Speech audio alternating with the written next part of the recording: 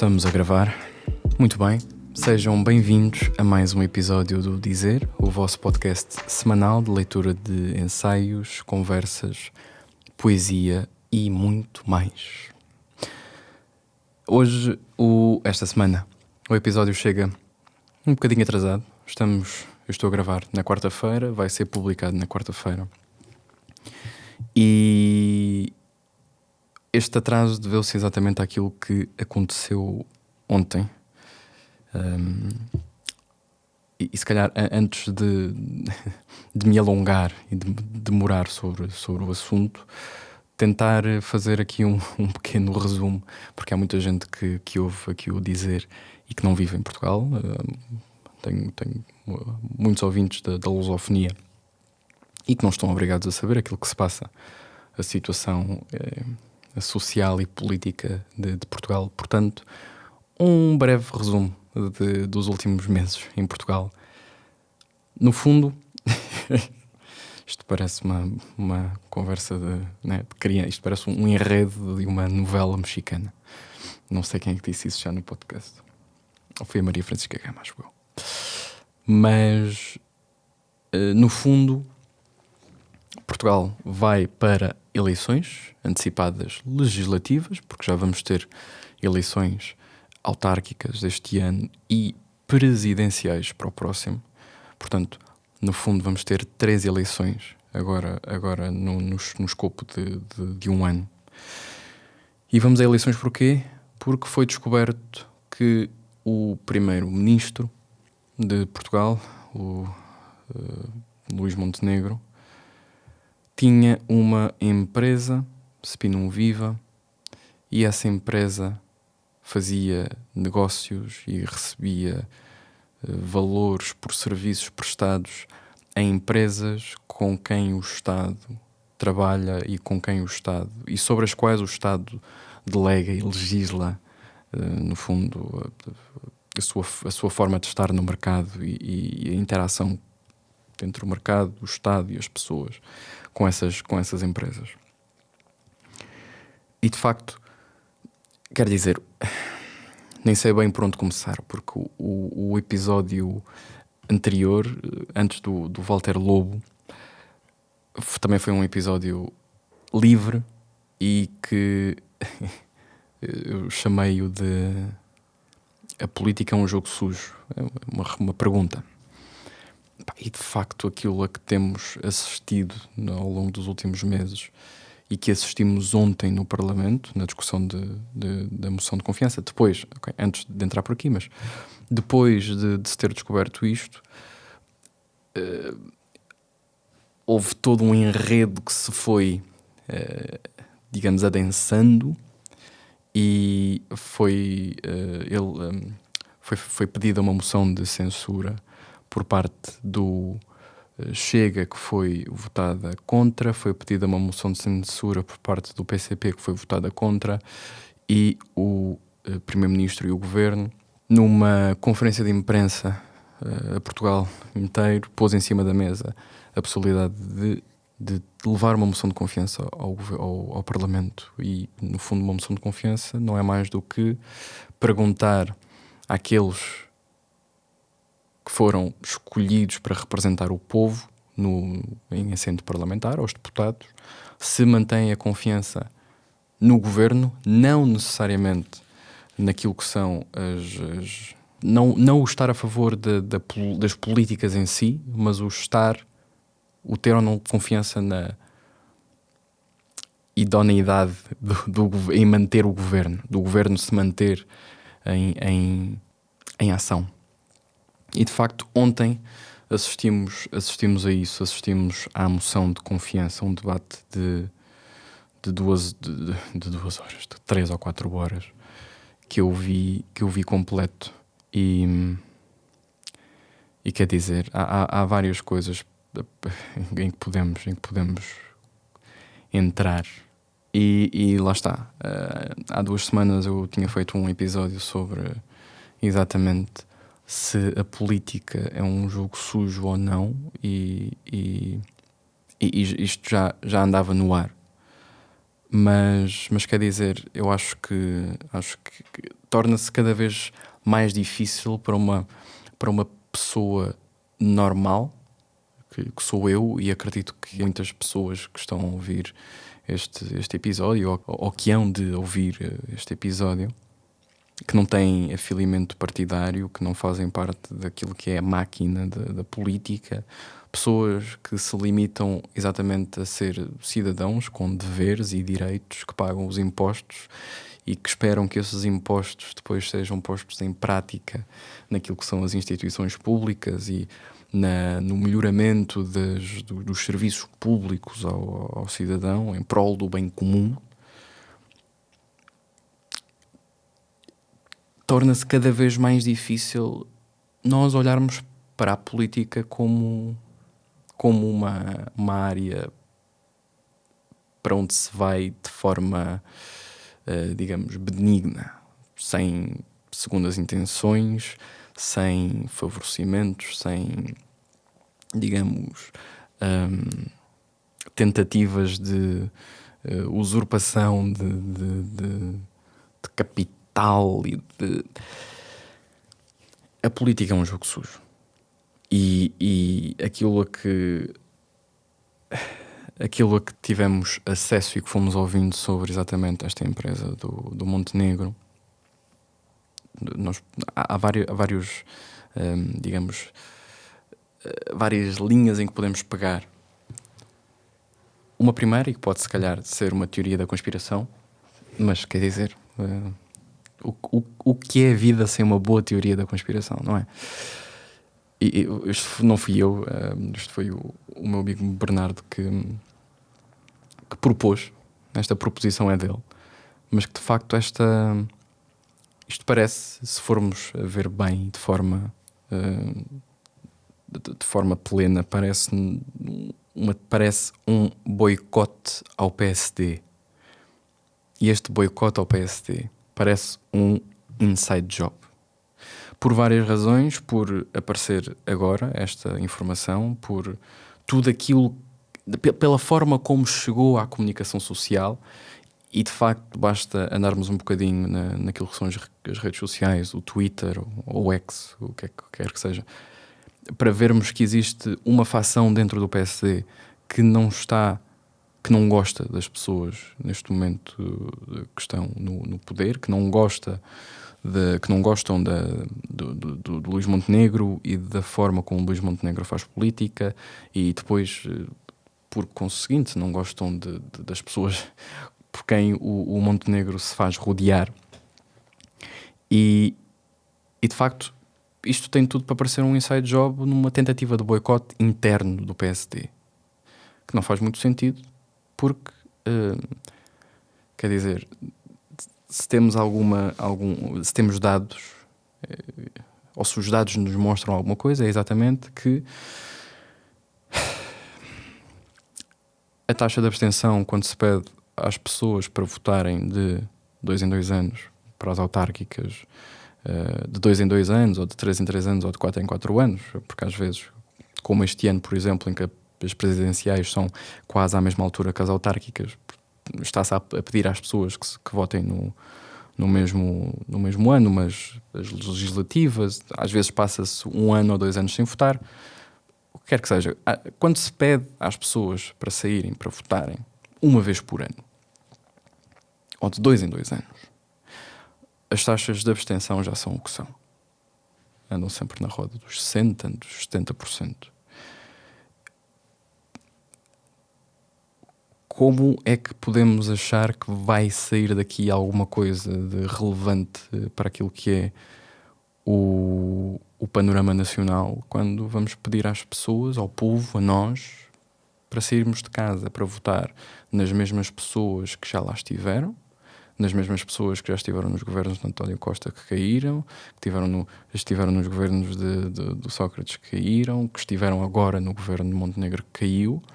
Como é que vamos pedir às pessoas que votem em partidos que, vez e vez sem conta, mostram que a sua principal preocupação, por muito mais que depois venham dizer nos debates, que é o povo e que é o Sistema Nacional de Saúde e que é a cultura e que é a juventude e que é os trabalhadores e contra o grande capital e os grandes grupos económicos, por muito mais que venham depois exatamente erguer essas bandeiras, a verdade concreta, as ações que tomam e que vemos hoje, mostram-nos exatamente que, primeiro, são todos frutos da mesma árvore, não há vontade de alterar absolutamente nada no status quo. Quem quer governar exatamente pela possibilidade de que o poder usufrui, pela abertura de oportunidades que o poder usufrui. E portanto, vamos pedir às pessoas que saiam para votar exatamente nas mesmas pessoas que já lá estiveram, que deram provas que não sabem governar, que deram provas... não vou estar aqui a tecer julgamentos.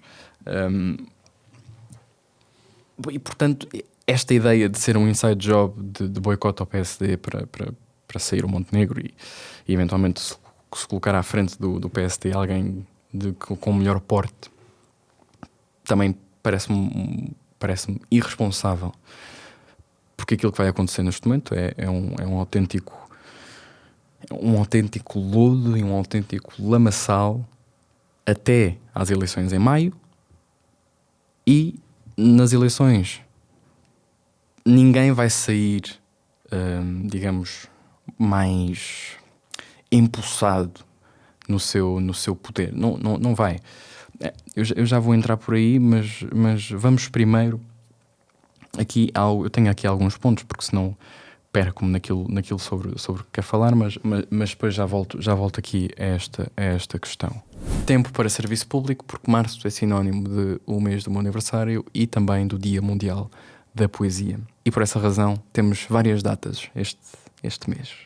Começamos no dia 15 de março, vou ser host de um evento de microfone aberto na residência universitária de Benfica, às 3 horas.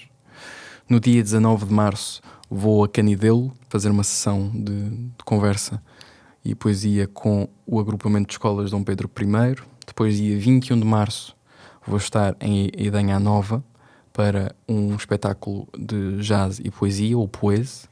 Vou fazer 2 sessões, uma para escolas às 2h30 e uma para o público geral às 9h30 no Auditório Municipal de Idanha Nova. No dia 22 de março vou diretamente para Maia, para a Biblioteca Municipal, para celebrar o Dia Mundial da Poesia também, com o espetáculo Metafisicamente do Outro Mundo.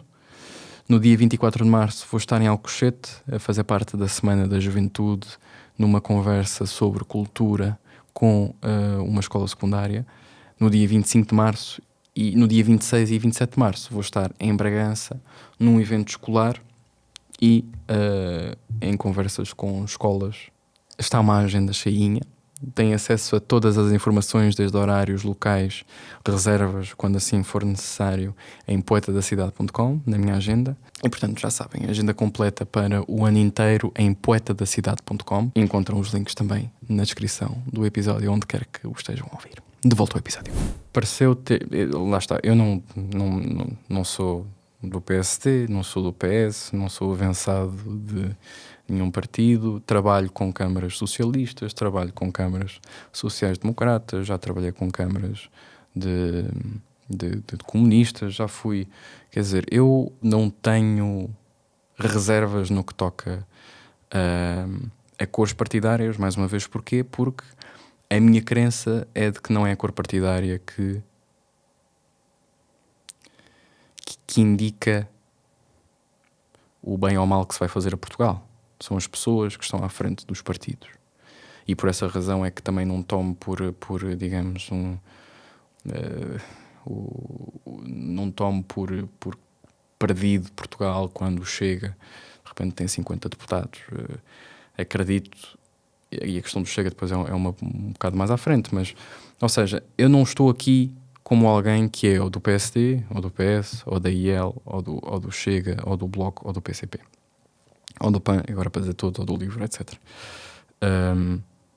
Mas de facto, parece-me a mim, daquilo que tenho memória, que nunca houve um nível de escrutínio tão grande a um primeiro-ministro como está a acontecer com o Luís Montenegro. E de facto, quando apareceu esta notícia da Spinum Verde, sabemos que foi saiu no Expresso Economia em 2022. E estava já lá a descrição daquilo que faziam e até os serviços que faziam para a Sol Verde. Dito isto, de facto, obviamente que não é... Vou guardar o julgamento de se acho certo ou errado para mais tarde. Vamos primeiro só ao nível de escrutínio, que é primeiro a completa a tentativa de usurpação daquilo que é a verdade desta empresa foi levianamente corrompida, não é? Nós tivemos o Pedro Nuno Santos a mentir na CNN aos portugueses, a dizer que o Montenegro tinha criado esta empresa depois de se ter tornado primeiro-ministro. De facto, pediu desculpas ontem no Parlamento. Tivemos a Mariana Mortágua também a atirar, e no início isto era porque a Spinum Viva era uma empresa imobiliária. Depois já não era uma empresa imobiliária, era uma empresa que detinha terrenos e que por isso ia usufruir da lei dos solos que o governo tinha passado. E de facto já tinha havido um caso destes dentro do governo, do secretário de Estado que foi demitido por de facto ter criado uma empresa depois ou já em caminho da lei dos solos ser alterada, e esse sim ia usufruir os terrenos que tinham iam usufruir da nova lei dos solos. Demitiu-se bem. Mas depois também já não era nada disso, porque percebeu-se rapidamente e o Luís Montenegro veio dizer que nenhum dos terrenos que tinham eram passíveis de fazer parte ou de usufruir da nova legislação da lei dos solos. Então já não eram os terrenos, já não era a imobiliária, eram os clientes. Quem eram os clientes da Spinum Viva? E depois já não era só quem eram os clientes, era quanto é que recebiam por cada cliente. E depois não era só o quanto recebiam por cada cliente, já querem uma CPI para terem acesso aos e-mails, porque aquilo que se diz que recebiam por cada cliente é demasiado daquilo do que o normal. E eu até certo ponto percebia esta celeuma toda se estivéssemos a falar de milhares ou milhões de milhões de euros, como aconteceu com outros, digamos, governantes. Mas não estamos a falar de quantias exorbitantes. Estamos a falar de quantias que muitas vezes, mas que é real, que quanto muito fazem ali jus àquilo que foi encontrado, ou está ali equiparado àquilo que foi encontrado na estante do chefe de gabinete do António Costa, do Vítor Scária, que eram 75 mil euros em notas e dinheiro vivo, dentro de caixas de vinho e caixas de champanhe e o que quer que seja.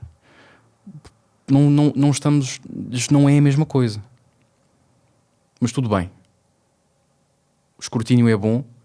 Não me parece que o nível a que se chegou e o tipo de lamaçal que teve de ser criado para que, exatamente nesta tentativa de retirar dividendos políticos, nunca me pareceu a mim que viesse dignificar aquilo que é o jogo político e aquilo que é a máquina política. Não veio.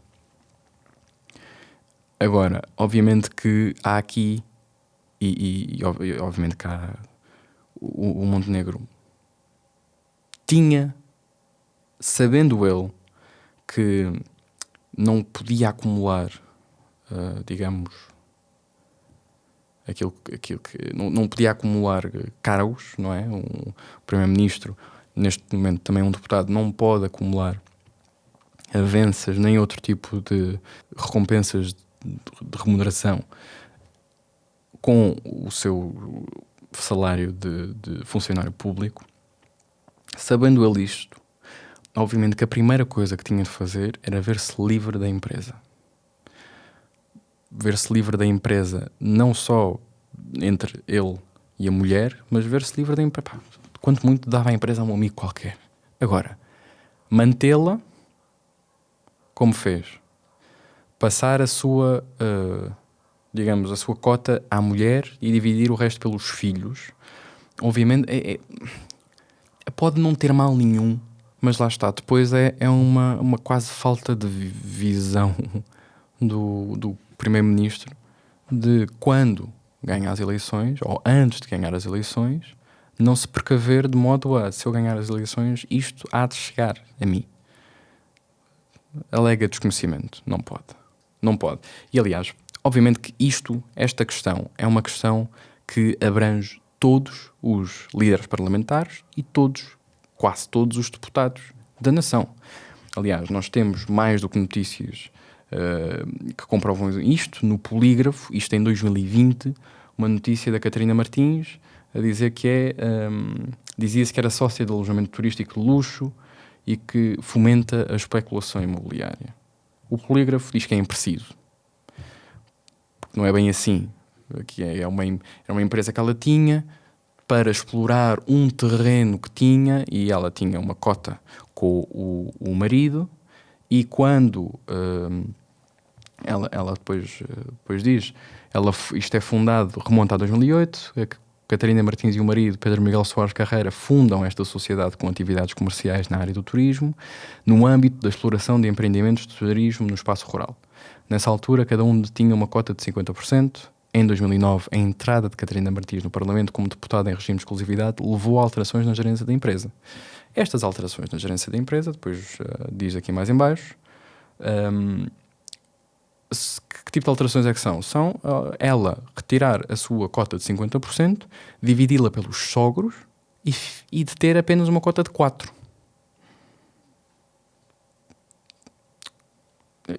Não é a mesma coisa. Porque ela não é primeiro-ministro. Ok, mas o regime de exclusividade, neste momento, é indiferente se fores primeiro-ministro ou não. Estás num lugar de decisão sobre empresas ou áreas empresárias em que também te envolves. Não é justo. É difícil dizeres que mantens a idoneidade quando não é, lutas por uma ideologia ou tens uma bandeira e depois vais apontar o dedo, mas mais uma vez tens um dedo a apontar para o outro, tens 3 a apontar para ti. Aconteceu isto com a Catarina Martins.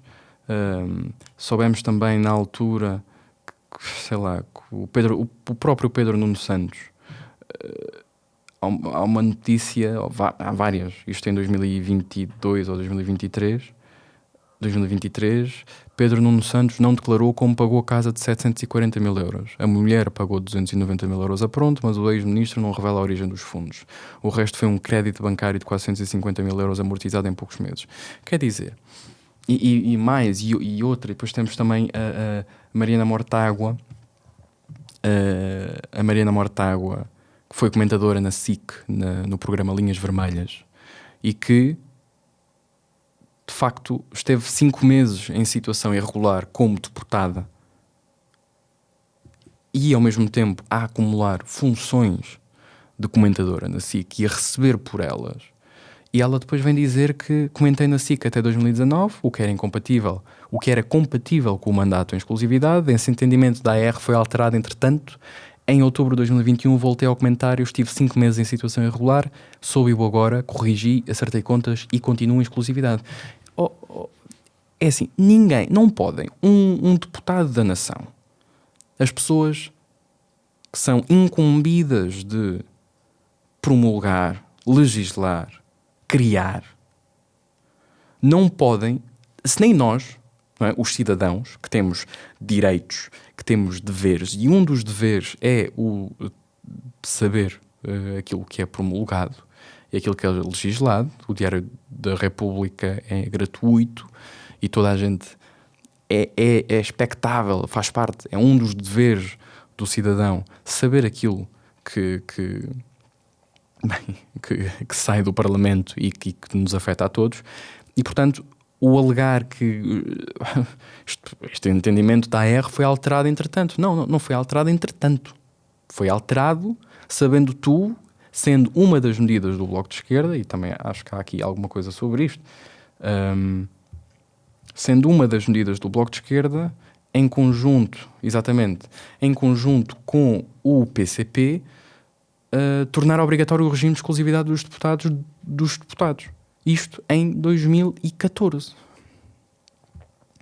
Portanto, não se pode estar a legislar uma coisa, dizer-se que há desconhecimento, e isto acontece mais uma vez. Aconteceu com o Pedro Passos Coelho, quando ele não pagou a Segurança Social, dizia que não sabia que não tinha que pagar, que não sabia que tinha que pagar. Aconteceu com, mais uma vez, Pedro Nuno Santos, não diz de onde é que vem o dinheiro dos 740 mil euros que usou para comprar a casa. Catarina Martins tinha uma empresa imobiliária. O Robles, do Bloco de Esquerda também, que andava a abanar bandeirinhas a dizer contra os senhorios e vendeu um prédio em Alfama por 5, tal milhões de euros. A Marina Mortágua, que acumulou durante não sei quantos meses a remuneração de um serviço quando estava em exclusividade. E isto, se nós formos agora a esmifrar tudo aquilo que é a vida pessoal ao ponto que o PS e o Chega querem, que é a Comissão Parlamentar de Inquérito, a conclusão a que vamos chegar, a conclusão a que o povo vai chegar, se não chegou já com estas provas que temos tido, é exatamente a de são todos uns porcos. É tudo a mentir. Mentem todos.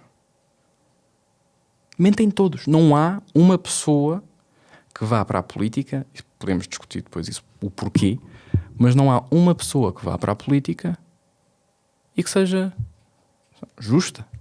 Não é? Que vá sem qualquer tipo de telhados de vidro, que escolha ir para a política. Não, mais uma vez, eu estou sempre a repetir isto, mas não para tirar dividendos individuais da sua presença e da sua influência junto dos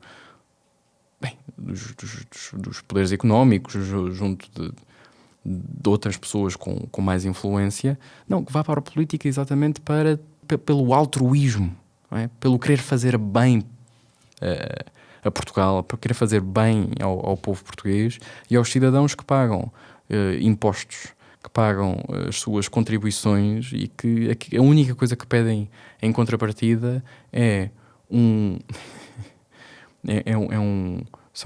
são deputados que tenham alguma vergonha na cara. É a única coisa que nós pedimos. São deputados que, quando se sentam no seu assento parlamentar e recebem dinheiro pago por nós para lá estarem, e quando somos nós que os colocamos lá, a única coisa que o povo quer é que não nos atirem a areia para a cara. É a única coisa que se pede. É assim tão difícil de fazer? Provavelmente é. E agora esta questão da CPI, mais uma vez, isto está a ser talvez bem jogado, talvez mal jogado pelo Luís Montenegro, é discutível, mas de facto há um aproveitamento, não é? Que a mim não me parece justificável irmos a eleições, este aproveitamento. Se o Luís Montenegro disse várias vezes que não tem problemas nenhuns, não tem medos nenhuns de ir para uma comissão parlamentar de inquérito, que vai ser uma chafurdice ainda maior, porque, mais uma vez, é ir atrás dos e-mails, as conversas, os filhos, a mulher, etc, etc, etc. Mas que ele próprio disse que não tem problema nenhum. Se não tem problema nenhum, porquê não ter deixado de cair a moção de confiança? Se depois aquilo que apresenta, e ontem acho que foi o Ministro dos Assuntos Parlamentares, apresenta quase no final da conversa no Parlamento uma proposta de, muito bem, nós deixamos cair a moção de confiança se a comissão parlamentar for feita em 15 dias ou for feita até 80 dias, porque como estava, digamos, escrita o pedido ou requerimento, havia a capacidade de prorrogação da Comissão Parlamentar de Inquérito, portanto eram 90 dias, mas depois, se aqueles 90 dias não tivessem sido suficientes, eram mais 90 dias e ad eterno. E obviamente que isto também é um aproveitamento político do próprio PS, não é? O próprio PS olha para esta Comissão da Parlamentar de Inquérito como uma oportunidade de arrastar o Primeiro-Ministro e arrastar o resto do Governo pela lama. Ainda para mais, temos eleições autárquicas agora aqui à porta e, portanto, era,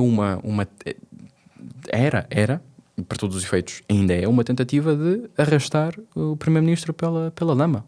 Um lamaçal inteiro. O Governo inteiro pela lama. Descredibilizar o Primeiro-Ministro. Descredibilizar o PSD.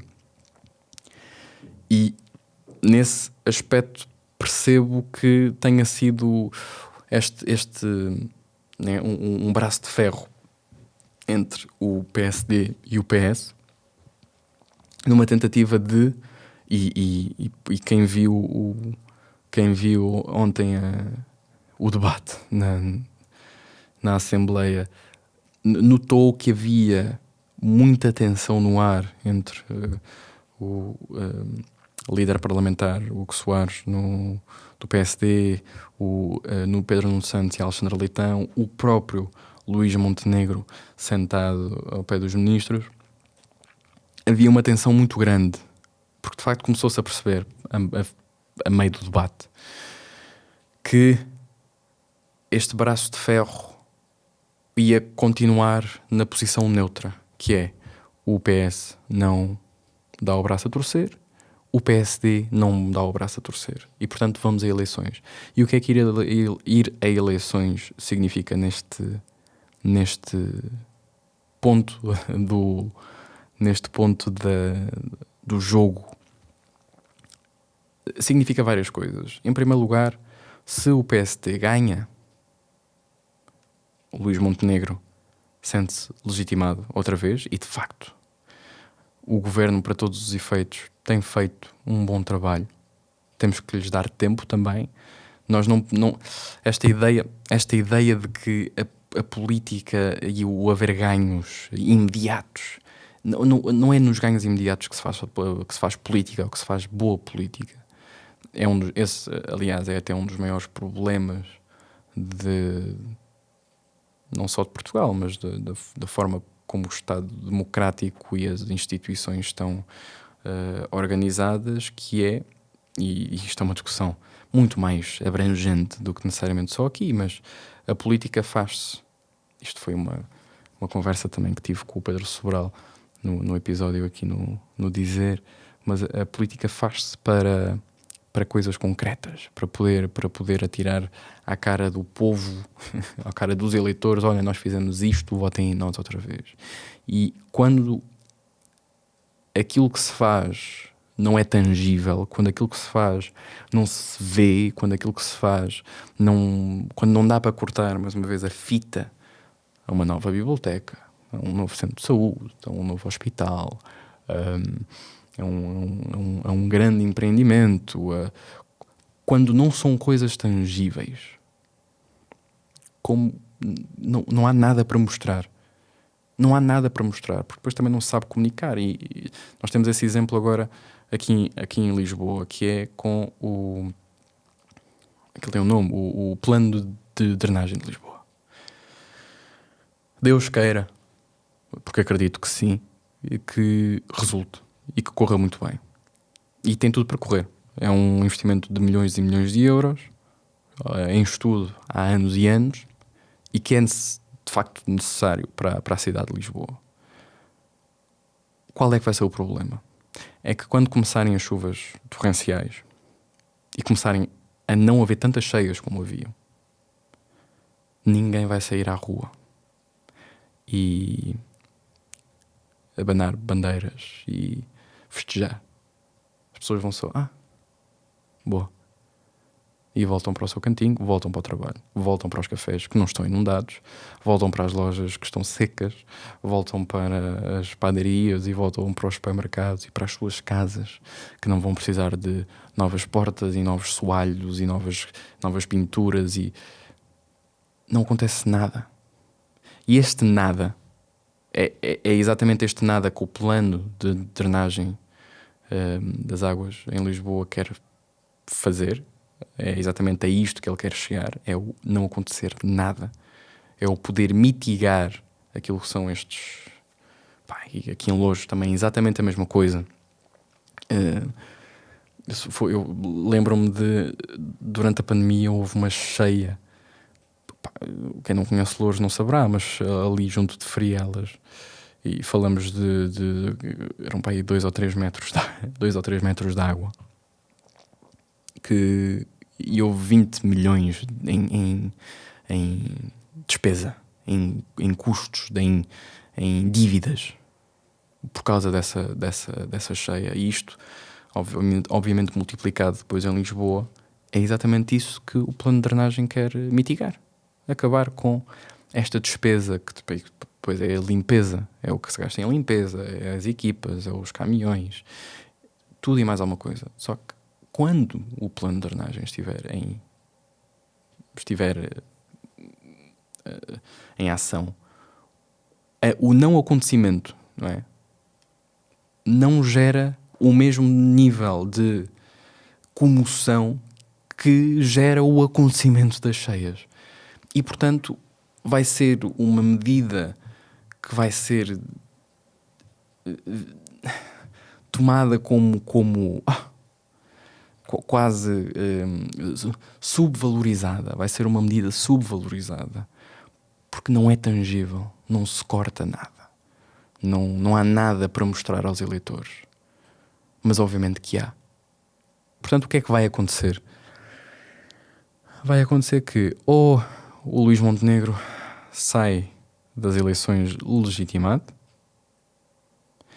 e a CPI é vista pelo país, pelos partidos da oposição ao PS, como digamos, um ato e um jogo de rancor e de mal dizer. Quer dizer, então perderam a eleição e ainda querem ir a uma comissão parlamentar de inquérito sobre uma coisa que o povo já disse. Obviamente que depois aqui há a questão do se há crime. São os tribunais que o têm de dizer, não é o Pedro Nuno Santos, como deixou implícito ontem no seu discurso no assento na Assembleia da República, mas também não é pelo povo voltar a eleger Luís Montenegro e voltar a eleger o governo, que eu voltar a eleger o PSD e Luís Montenegro para governo, que de repente não há nada passível de ser crime ou de poder vir a ser ou de ser investigado. As coisas têm os seus trâmites e o julgamento popular não é o julgamento dos tribunais. Nós temos visto isso ao longo dos anos em várias outras áreas da vida e nunca resulta bem. Mas se o PSD perde e ganha o PS, de repente temos de nos perguntar se o Pedro Nuno Santos vai levar à Comissão Parlamentar de Inquérito um ex-primeiro-ministro. Será? Que precedente é que isso depois abre? Então, mas de repente nós queremos o Costa, não é? Queremos o Costa e o Vítor Scari numa Comissão Parlamentar de Inquérito. De repente queremos o Sócrates numa Comissão Parlamentar de Inquérito. De repente queremos o próprio Pedro Nuno Santos numa Comissão Parlamentar de Inquérito para dar resposta de onde é que veio aquele dinheiro para pagar a casa. Queremos uma Comissão Parlamentar de Inquérito para dar...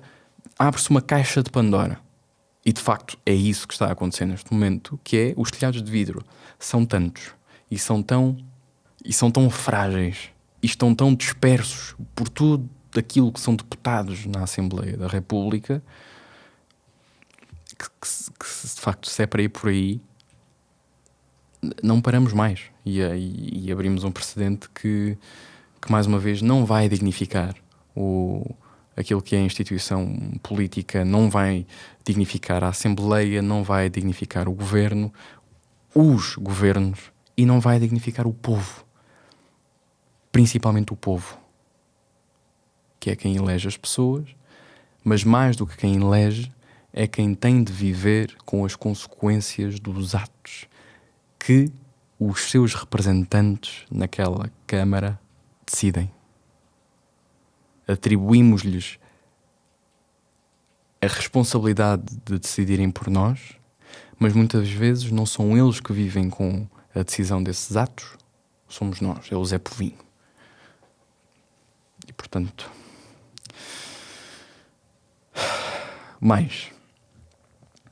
falar mais. Sobre os discursos ontem na Assembleia da República, mais uma vez, houve discursos muito bons.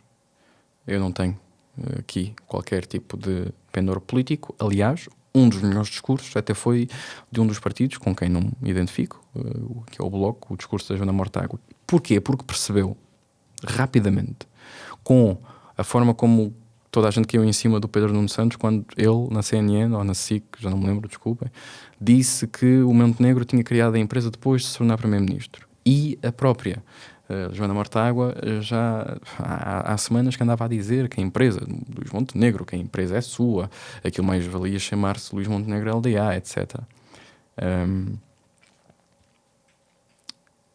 Ela foi muito mais regrada e concisa na forma como falou. De facto, foi talvez o discurso dentro daquilo que era o debate da moção de confiança mais direcionado exatamente para a moção de confiança. E gostei muito, de facto, gostei muito de ouvir, e porque tem razão. Para todos os efeitos, há esta questão de a empresa pode não ser do primeiro-ministro, mas a partir do momento em que é da mulher, e depois obviamente que a falta de comunicação, a falta de comunicação limpa do primeiro-ministro faz com que depois, quando ele fala, e quando falou à Sandra Falgueiras na TVI, depois diga coisas que nós, né, ficamos assim, então mas afinal, se a decisão da mulher do Luís Montenegro dar a empresa, ou doar a empresa aos filhos, dependia do voto, ou dependia da aceitação do Luís Montenegro, então era porque o primeiro-ministro ainda tinha uma posição muito grande dentro da empresa. Portanto, o discurso da Joana Mortágua foi um bom discurso. Não falou também depois muito mais, também não precisava. O discurso do Rui Rocha, mais uma vez, a IEL a jogar bem neste sentido de o que é que nós queremos. Queremos o país imbuído numa crise política que não augura absolutamente nada de favorável, com 3 eleições à porta, e em que não existe absolutamente nenhum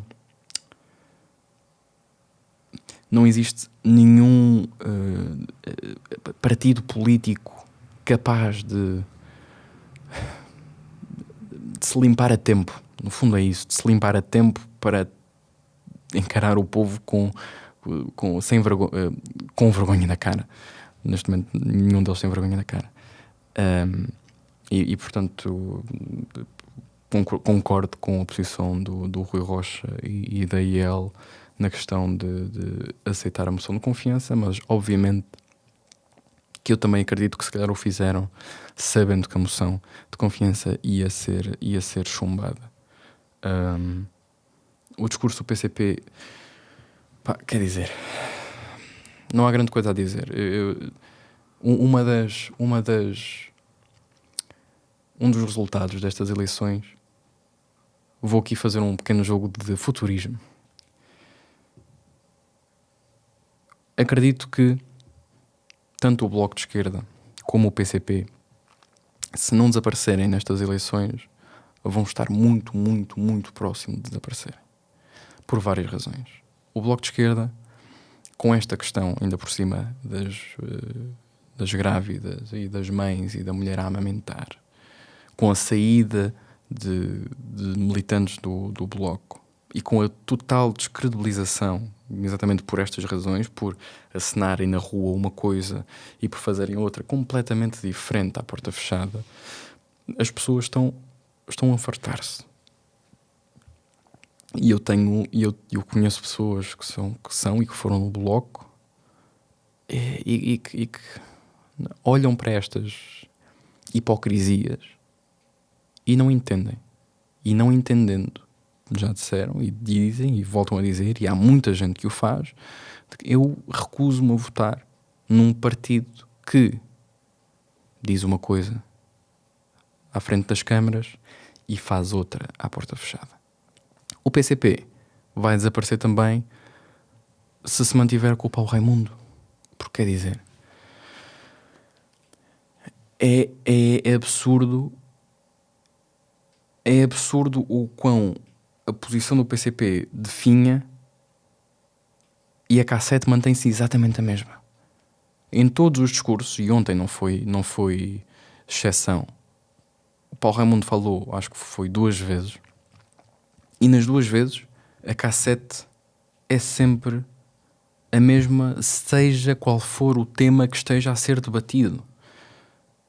E quer dizer, é sempre contra o grande capital, é sempre contra os grandes grupos económicos. E ontem nem sequer se estava a falar sobre os grandes grupos económicos. Só se está a perguntar: há ou não confiança no governo para se manter na posição em que está, na posição de governação? E o Paulo Raimundo vem alongar-se sobre os grandes grupos económicos e o grande capital. E depois o que é o grande capital? Não é? O que é o capital para o PCP? O que é que são os grandes grupos económicos? É a banca, é os bancos. Ok, percebo. Eles também, para todos os efeitos, o PCP é capaz de ser dos partidos dentro da Assembleia mais fiéis àquilo em que acreditam e àquilo que preconizam, mas têm de mudar de secretário-geral.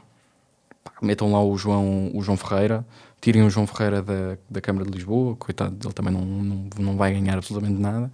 Metam lá outra pessoa na Câmara de Lisboa do PCP, metam o João Ferreira à frente do partido. Se querem que o partido não define e morra nestas eleições, provavelmente hão de perder deputados, tanto o Bloco como o PCP. Depois temos o PAN. Não sei, talvez se mantenha a Inês Sousa Real, talvez não se mantenha. Se tem lugar, tem lugar na Assembleia. Temos o partido que eu acredito que vai comer mais votos daquilo que é pessoas que se sentem os foragidos do Bloco de Esquerda e os foragidos do PCP, que é o LIVRE. De facto, o LIVRE eu acredito vai crescer muito, principalmente nestas eleições legislativas. Muito, digo, sei lá, mais 3 ou 4 deputados, porque vai sair vão ser eleitorado do Bloco, vai ser eleitorado do PCP e vão quase de certeza para o LIVRE. Temos depois a IEL, que eu acredito que a IEL também vai crescer, não sei se muito, mas a IEL vai crescer em detrimento de tanto uma descida no PSD como uma descida no Chega. Porque, quer dizer, não há como escapar a uma crise política no PSD como esta. Aliás, ainda hoje saiu uma notícia sobre a confiança dos portugueses, exatamente sobre a confiança dos portugueses no partido. Não sei se foi esta do Público, mas sondagem: PS sobe, mas com distância curta da AD, popularidade de Montenegro cai. Obviamente que cai, não é? Da mesma forma que caiu a popularidade do António Costa e ele foi muito inteligente e foi para a Europa. Obviamente que tudo isto, este lamaçal pelo país que o PSD está a fazer o país, pelo qual o PSD está a fazer o país passar, tem os seus contornos, neste caso, nefastos. Portanto, o PSD vai cair. E o Chega é exatamente a mesma coisa, quer dizer, é o ladrão que roubava malas, é o outro deputado que não sabia que o rapaz era menor na aplicação de menores e só queria que ele não é? Lhes chupasse o falo. É estas notícias de militante professor que foi gravado a tocar impropriamente numa aluna durante uma aula. Quer dizer, é todo este jogo podre dentro do Chega que de facto também faz as pessoas perceberem cada vez mais que por muito mais que o André Ventura diga que é um partido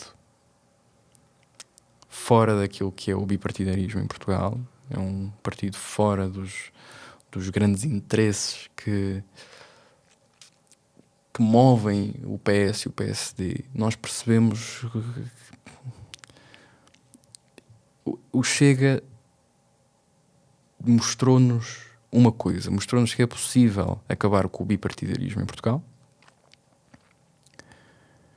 Eu acredito que o Chega se vá moderar no dia em que começar a encarar com mais respeito e com menos alarido as questões em que atua, e que isso vai tornar possível e vai tornar aceitável a saída de deputados e de eleitorado do PSD para o Chega, mas principalmente de deputados. Quando começarmos a ter deputados que perderam a sua casa ou sentem que perderam a sua casa no PSD, e já começou a acontecer, mas tende a acontecer muito mais. Para o Chega se moderar, tende a acontecer muito mais. E aqui a questão é, se o Chega se modera desta forma, saindo deputados do PSD para o Chega e tornando o Chega, mais uma vez, um partido do sistema, muito bem, acabamos com o bipartidarismo, temos PS, PSD e Chega, mas e depois? Depois qual é a diferença entre os três? Não havendo muita diferença, porque cada vez parece haver menos, como é que mantemos a justificação de mantermos esta nossa forma de fazer democracia, a democracia representativa, com todos com quantos partidos for possível fazer? Porque não, então, aceitarmos a realidade de que há duas forças motrizes, como acontece nos Estados Unidos da América, os republicanos e os democratas. Há a esquerda e a direita. Eu não sei se acredito nisto, no que estou a dizer. Não sei qual é, mais uma vez, só estou a falar. Às vezes é a falar muitas vezes que se pensa também. Mas o PSD vai cair, o Chega vai cair, a IEL vai comer um bocado de eleitorado exatamente do PSD e do Chega, é capaz de se aproximar ali um bocadinho do Chega, pelo menos ganhar mais alguns deputados. E o PS não sei bem.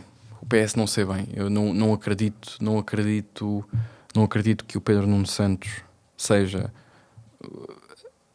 o líder que o PS quer e seja o líder que o PS precisa, e nesse aspecto não sei se as pessoas se vão esquecer da TAP, não sei se as pessoas se vão esquecer do aeroporto, não sei se as pessoas se vão esquecer também de um conjunto de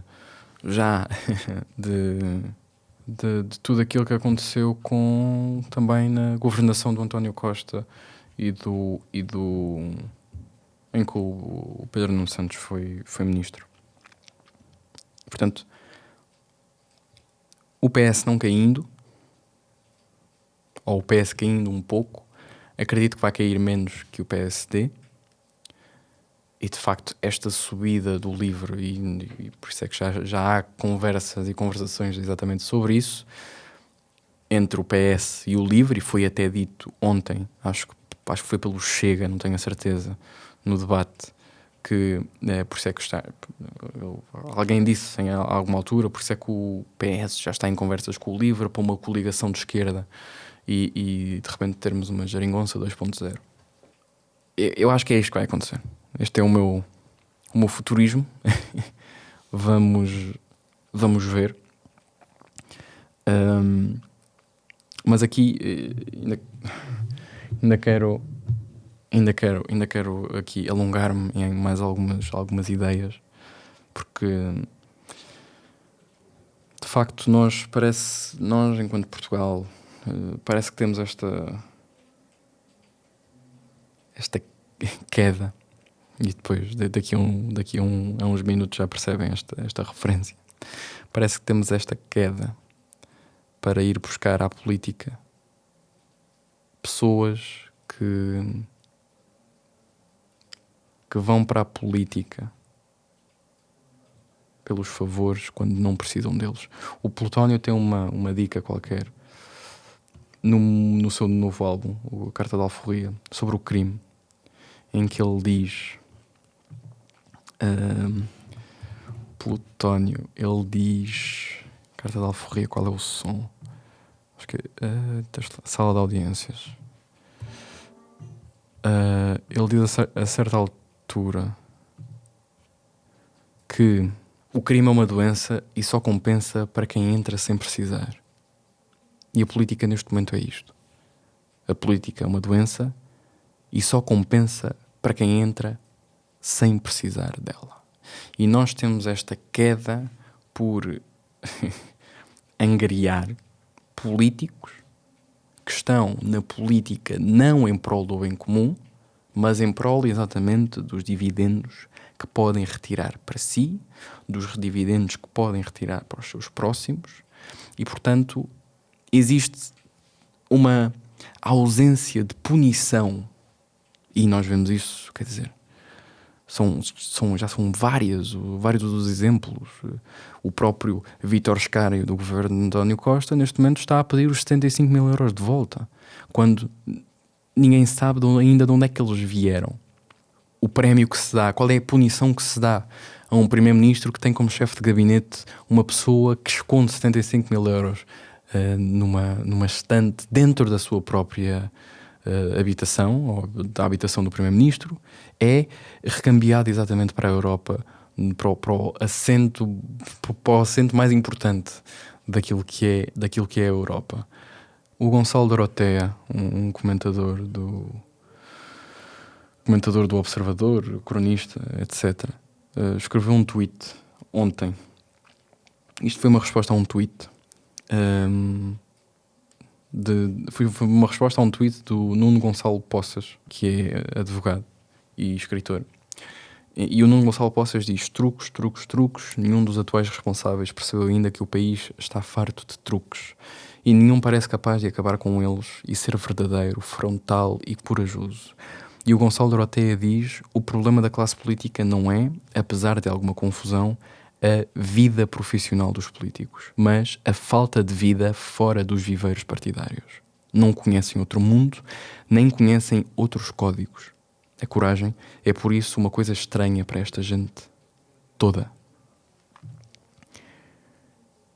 E o problema não é necessariamente só não é necessariamente só o problema da falta de vida fora dos viveiros partidários, porque de facto também há essa questão. Mas a questão mais premente é: quem é que fora destes viveiros partidários, vocês que me estão a ouvir, as pessoas que estão à vossa volta fora dos viveiros partidários, quem é que olha para este chinfrim, para a choldra que é o Parlamento neste momento, para este esmiuçamento político ao ponto de agora um primeiro-ministro nem sequer pode decidir aquilo que quer fazer com o seu próprio dinheiro, não é? A entrevista que ele deu à Sandra Felgueiras, em que ela depois no final lhe pergunta: então e o senhor primeiro-ministro não está a viver, agora que tem a sua casa em obras, está a viver há um mês no hotel, porque é que não fica na sua habitação, em São Bento, na habitação do primeiro-ministro? Como se um funcionário público que tem o seu dinheiro, que já tinha dinheiro antes de entrar na política, temos que nos lembrar também disto, não pudesse muito bem decidir onde é que eu quero gastar. Se o primeiro-ministro quer gastar o dinheiro que recebe perdoem-me a falta de tento, em putas e vinho verde, ele vai gastar o dinheiro em putas e vinho verde.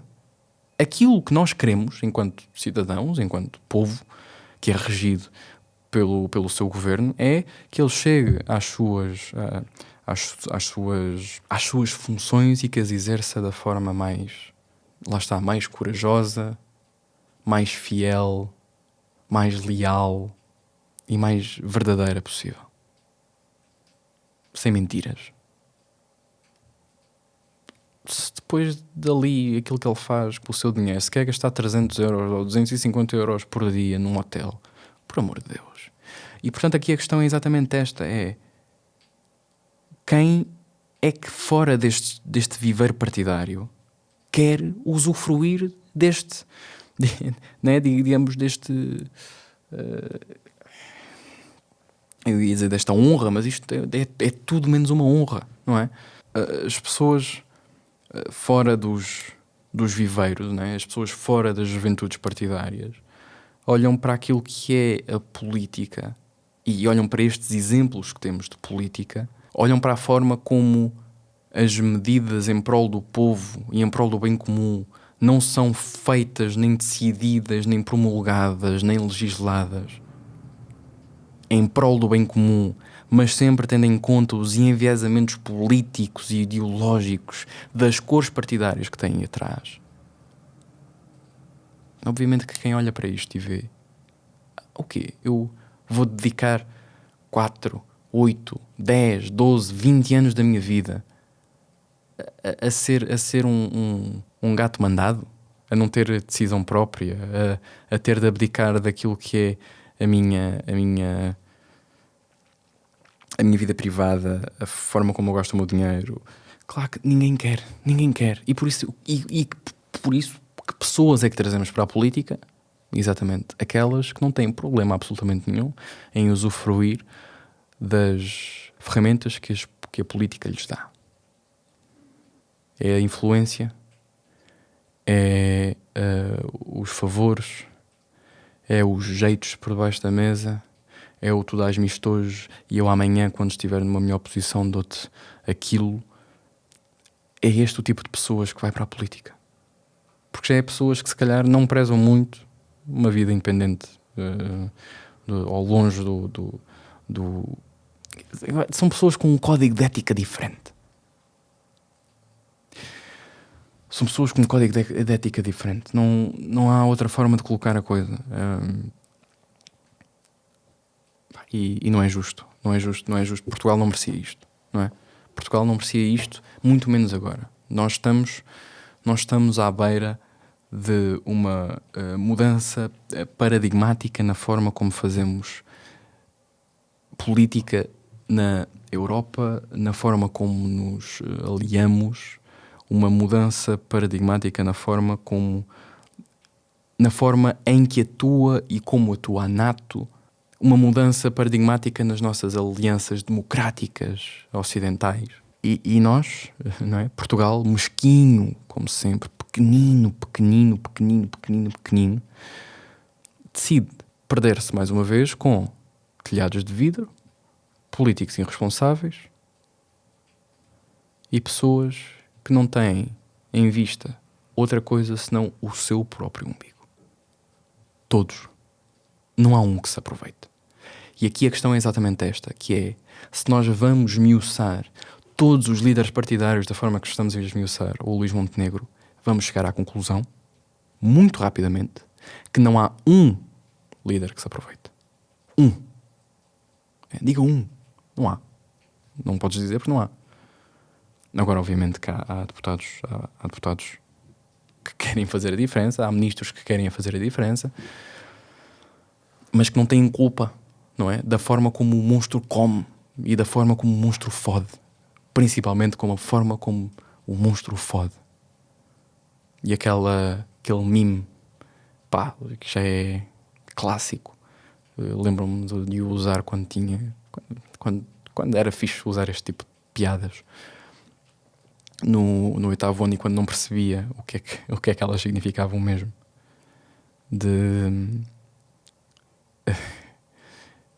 Eu já não sou virgem porque o Estado fode-me todos os dias, não é? E não dá.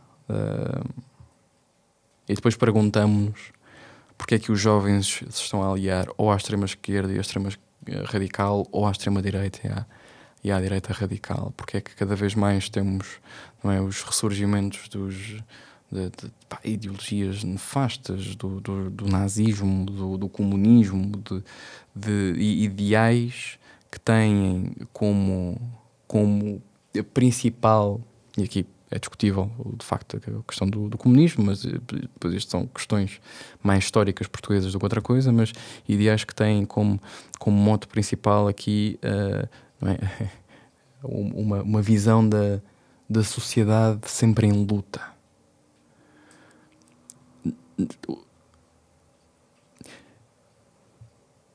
Ideologias políticas que vão em busca da união através do confronto.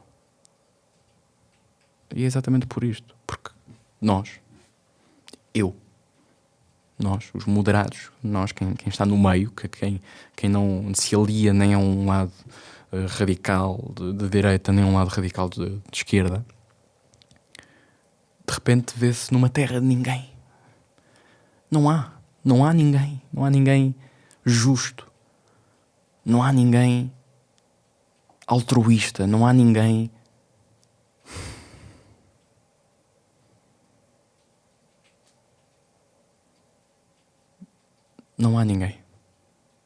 Uma pequena pausa para vos falar sobre a nossa página no Patreon, a forma mais fácil e imediata de apoiar este podcast. No Patreon vão ter acesso a conteúdo exclusivo, a saber quem são os convidados de antemão do podcast e a colocar-lhes questões para depois serem respondidas no episódio.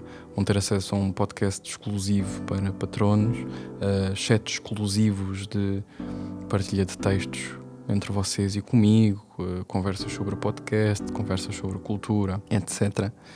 Vão ter acesso ao audiobook do meu primeiro livro, Ela Metafisicamente de Outro Mundo, que vão poder ouvir no Spotify e no Patreon também.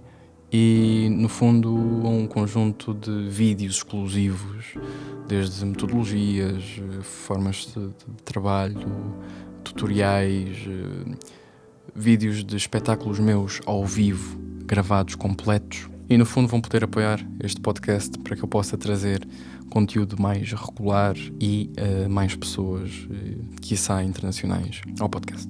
Portanto, tornem-se patronos hoje em patreon.com/Poeta da Cidade, ou encontram os links na descrição do podcast em qualquer uma das plataformas onde o estejam a ouvir. De volta ao episódio. E pelo menos estes lados políticos, os extremos, pelo menos encontram, as pessoas que se aliam a eles encontram ali casa, não é? Em cores partidárias que dizem exatamente aquilo que vem. De um lado é a completa erradicação de tudo aquilo que é a cultura ocidental, é a quebra das normas, é a subjetividade plena de todas as instituições, de todas as regras, de toda a ética, de todo o moralismo, de todas as leis. E o outro lado é a erradicação de tudo aquilo que é o que se chama a cultura alienígena, o conservadorismo extremo e o foco concentrado em questões fantasma, mas que geram celeuma e que fazem o povo borbulhar. E quem é que ganha? Os líderes que dão de comer, exatamente, a estas angústias. Os líderes extremistas que dão de comer a estas angústias. E quem perde somos nós, somos os moderados, que gostavam de ver na política um farol de sensatez, de trabalho em prol do bem comum e do próximo. E é isto. Hoje não trago poesia, porque há dias em que nem sequer a poesia nos salva. Mas trago-vos uma coisa melhor. Uma das obras que melhor elenca aquilo que é o paradigma porque estamos a passar na política hoje em Portugal. E leia-se hoje como nos últimos 50 anos. Trago-vos e vou ler-vos alguns excertos da Queda de um Anjo, de Camilo Castelo Branco. E para quem não conhece, Eu no outro dia estava a ter uma discussão com o meu professor de português. Não estava a ter uma discussão, estávamos a falar.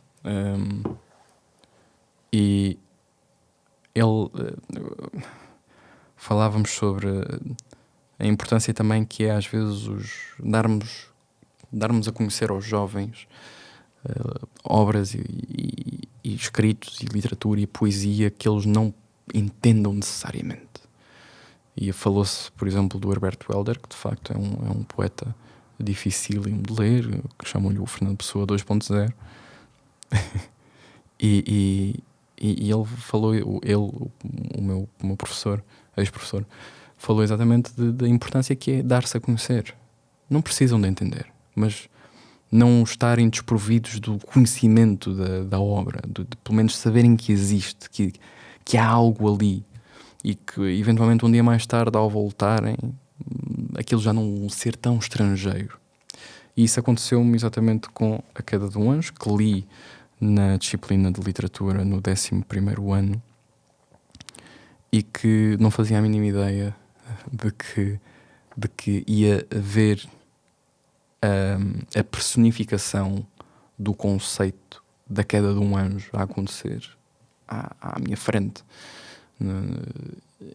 repetidamente, reiteradamente, em tudo aquilo que é o jogo político. Para quem não conhece, A Queda do Anjo fala sobre o protagonista Calixto Eloy, um provinciano de Miranda, um homem bastante sapiente e bastante conhecedor daquilo que eram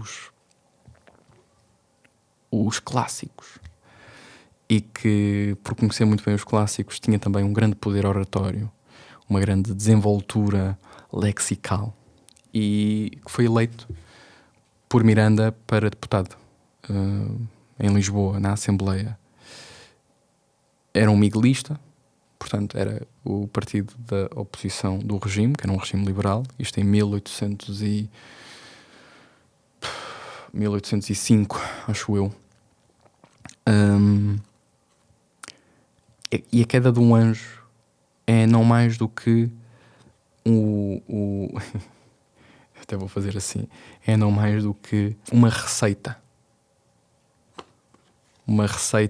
do que é a política em prol da corrupção, do povo em prol da corrupção, dos deputados em prol da corrupção e da política como nada mais do que um mero engenho fantasma, uma máscara de democracia e de justiça e de empatia e de trabalho em prol do bem comum.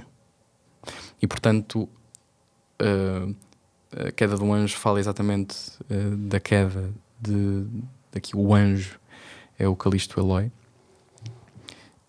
que chega a Lisboa como deputado e que é uma pessoa que se veste com tudo aquilo que é tradicional de Miranda, uma província de Portugal interior, profundo, e que está muito afastado daquilo que é a vida cosmopolita de Lisboa, e que quando chega a Lisboa quer acabar com tudo aquilo que são os luxos, e porque não percebe porque é que está o dinheiro dos seus impostos em Miranda e dos impostos dos mirandenses estão a pagar o Teatro de São Carlos e as obras péssimas que o Teatro de São Carlos escolhe oferecer ao povo. Não percebe porque é que as pessoas se vestem como se vestem, e através da metáfora da mulher, neste caso do amor, ele tem uma mulher em Miranda e quando chega a Lisboa apaixona-se pela mulher do... Agora vou falar em nomes, mas apaixona-se por uma outra rapariga, e o apaixonar-se por essa rapariga faz com que de repente comece a deixar de parte tudo aquilo que o fazia ser quem era, e começar, digamos, esta ideia de que somos todos hipócritas, que é real, mas que aqui está presente no sentido de nunca se pensou que alguém como o Calixto Eloy se pudesse moldar tanto, se pudesse adaptar para o mal, para aquilo que apontava o dedo tão seriamente, a bandeira que trazia e que abanava quando falava no Parlamento, e toda a gente ficava embasbacada a ouvir, porque era, né, lá está, uma desenvoltura lexical tão grande e as citações dos clássicos que trazia, e ninguém pensava que, nem ele próprio, que um dia se viria a perder tudo isto e seria imbuído dentro daquilo que é a vida cosmopolita de Lisboa, vazia de significado, vazia de educação, vazia de algo tangível, da cultura. E portanto vou ler-vos alguns certos, pelo menos aqueles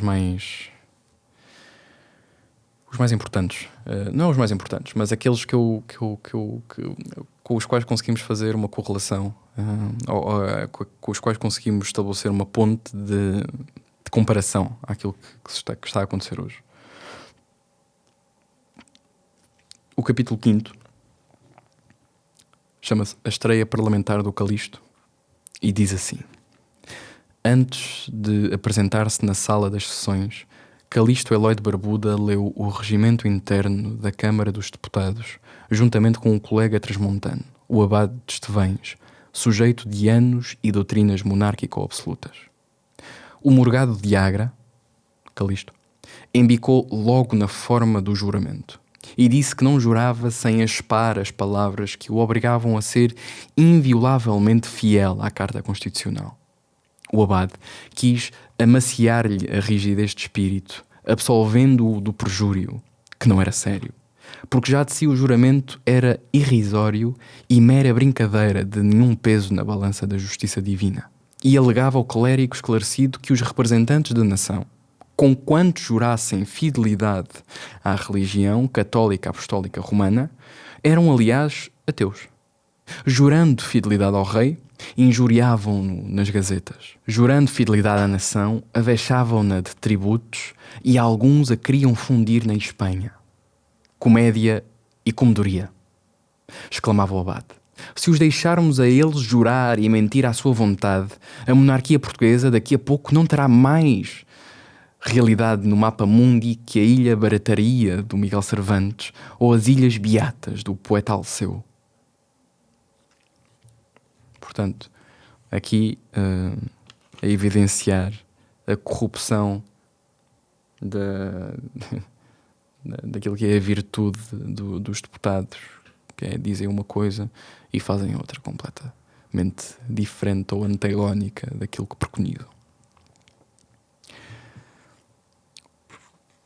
Eu não vou falar porque os textos que escolhi são paradigmáticos e dizem tudo aquilo que precisam de saber para depois entenderem o porquê dos textos escolhidos. Este é um excerto do capítulo 6º, que se chama Figura, Vestido e Outras Coisas do Homem. Assim que os personagens dos romances começam a ganhar a estima ou a aversão de quem lê, vem logo ao leitor a vontade de compor a fisionomia do personagem plasticamente.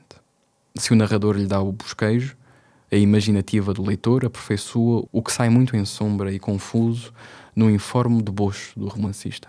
Calixto Eloy, naquele tempo, orçava por 44 anos. Não era desajeitado de sua pessoa, tinha poucas carnes e compleição, como dizem, afidalgada.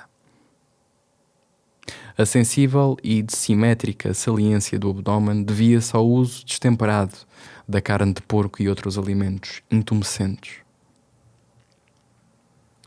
O que certamente o desairava era o traje. Calixto Eloy vestia de beriche da Golgã e dos alfaiates de Miranda. A gola e portinholas da casaca eram sérias demais para estes tempos em que um homem se veste hoje à moda e daqui a um mês corre o perigo de sair ridiculamente entrajado. Não se sabe a razão porque o morgado da Agra se afeiçoará às calças rematando em polainas abotoadas de madrepérola. Vestirá assim umas pantalonas em 1833, quando se matrimoniou com Dona Teodora. Ou porque a esposa gostasse do feitio das calças, ou porque a moda se conservasse, mantida pelo fidalgo na comarca de Miranda, o certo é que desde aquela época todas as pantalonas de Calixto foram talhadas pelas primeiras e a abotoadura sempre aproveitada. Capítulo 7. Faz rir o Parlamento. Andava o ânimo de Calixto Eloy, martelado pelo desejo de pôr cobro ao luxo da gente de Lisboa, sendo grande parte neste intento a verem-lhe os dois pisa-verdes do Parlamento metido a riso a sua casaca de veriche.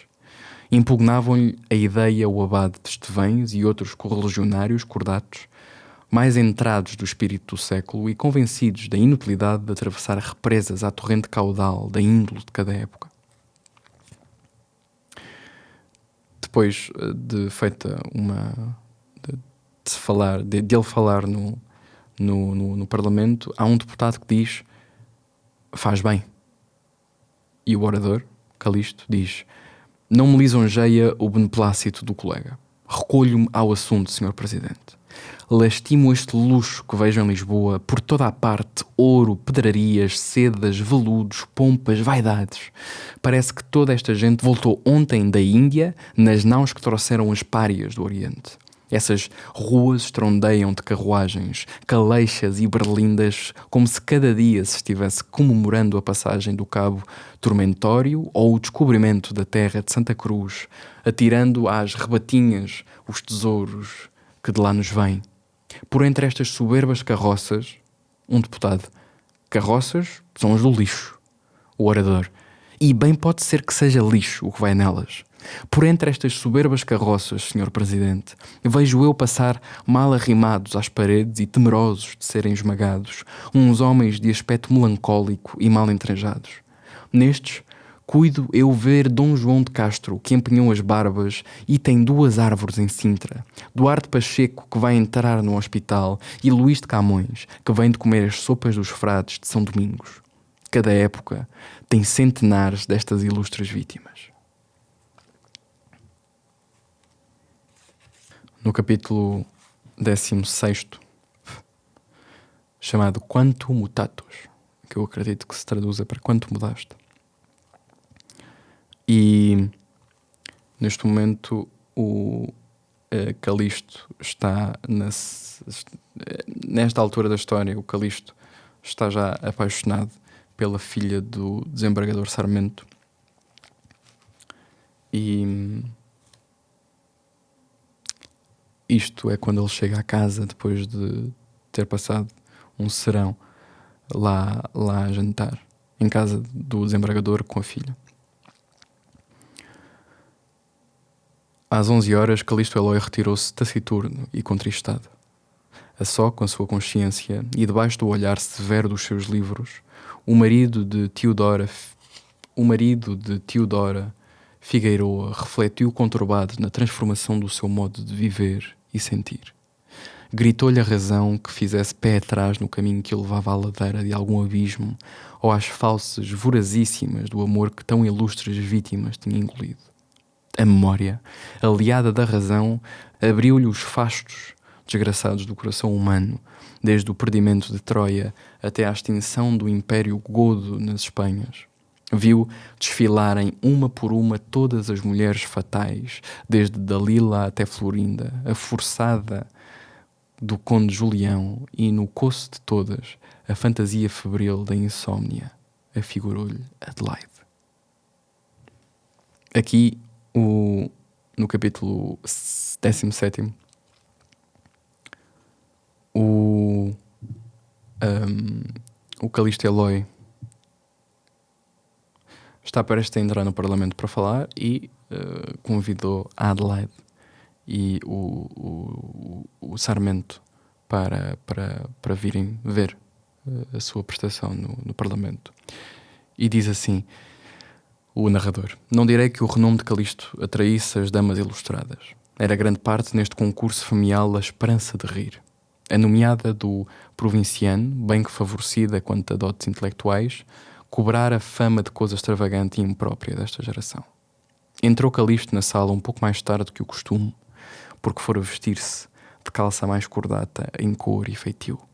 Não me acomem de arquivista de insignificâncias. Este pormenor das calças prende-se intimamente com o cataclismo que passa no coração de Barbuda. Aquela alma vai-se transformando à proporção da roupa.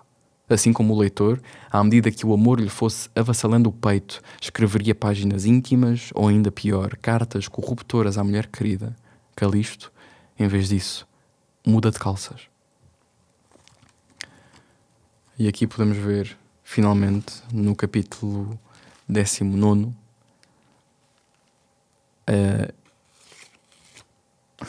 a queda do anjo. Chama-se Ó Mulheres. Seguiram-se horas de insônia. O juízo dava-lhe tratos amaríssimos ao coração. O homem sentava-se na cama e remexia-se inquieto, como se o escárnio o estivesse picando de entre a palha do enxergão. Os intervalos lúcidos eram-lhe intervalos do inferno. Os axiomas clássicos sobre o amor caíam-lhe na memória como chuva de dardos. Quem mais o suplicou foi o seu mestre e amigo, Dom Amador Arraiz. Dom Amador Arraiz. Este santo bispo apresentou-se-lhe em visão, com Dona Teodora Figueiredo ao lado, e disse-lhe as palavras dos diálogos. Passo a citar. Em A Lei de Cristo, a fidelidade que deve a mulher ao marido, essa mesma deve o marido à mulher. E se as leis civis dão mais poder aos maridos que às mulheres, não é para as ofender e maltratar, nem para um ter mais jurisdição sobre si que o outro. Seguiam-se outras visões de não menos pavor. Aí, pela madrugada, Calisto Eloy amodorrou-se em roncado de dormir, mas a fada que lhe abrira os tesouros virgíneos do coração, a esbelta Adelaide, bateu-lhe com as asas brancas nas pálpebras, e o homem acordou estrovinhado a desgrudar os olhos, que se haviam fechado com 2 lágrimas, as primeiras que o amor lhe espujara do seio e cristalizara nos cílios, como diria o Dr. Libório. Então foi o trabalharem-no umas cogitações tão sandias que seriam imperdoáveis se não estivessem na deslocada natureza de todo o homem que ama. Entrou a inventariar as alterações que devia fazer na substancial e acidental da sua personalidade. O uso do meio grosso pareceu-lhe incompatível com um galã. Aqueles sibilinhos da pitada, bem que denotassem espíritos cogitantes e gravidade de juízo, e deviam toar ingratamente nos ouvidos de Adelaide. Demais disso, a saraivada de bagos de rapé que ele sacudia dos sorvedores nasais, algumas vezes obrigava as damas a formarem sobre os olhos com os dedos um badalaquim sanitário contra as insuflações imundas do sábio.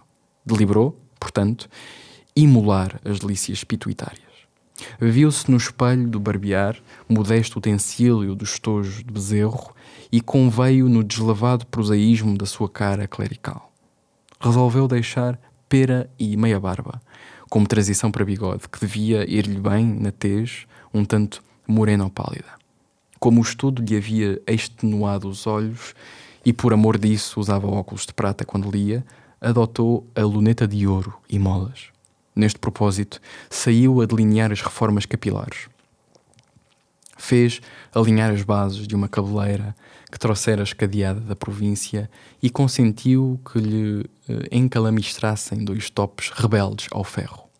Depois, quando a ânsia de uma pitada começava a importuná-lo, fez provisão de charutos e fumou o primeiro com aflitivas caretas e engulhos de estômago. Colheu informações dos alfaiates de melhor fama e foi ao quilo encomendar 2 adainas de fato. O artista ofereceu-lhe os figurinos e, como lhe falasse francês, Calisto supôs que o atencioso alfaiate lhe dava a conhecer os retratos de alguns sujeitos ilustres da França. Corrido do engano, depois de ler as indicações dos trajos, saiu dali a procurar mestre de línguas e a comprar dicionários e guias de conversação. Se o leitor mais perseguido da fortuna esquerda nunca passou por lances análogos, não se tenha em conta de desgraçado. Quem tivesse conhecido 1 mês antes Calisto Eloy de Silos e Benevides de Barbuda devia chorá-lo quando o viu entrar num café e pedir água para combater os vômitos provocados pelo charuto. Irá perder-se aquela alma tão portuguesa, aquele exemplar marido, aquele sacerdote e glorificador dos clássicos lusitanos. O amor abrirá no pavimento da câmara um alçapão onde se afunda aquele grande brilhante, desluzido, mas prometedor de refulgente lume. Ó Lisboa, ó mulher.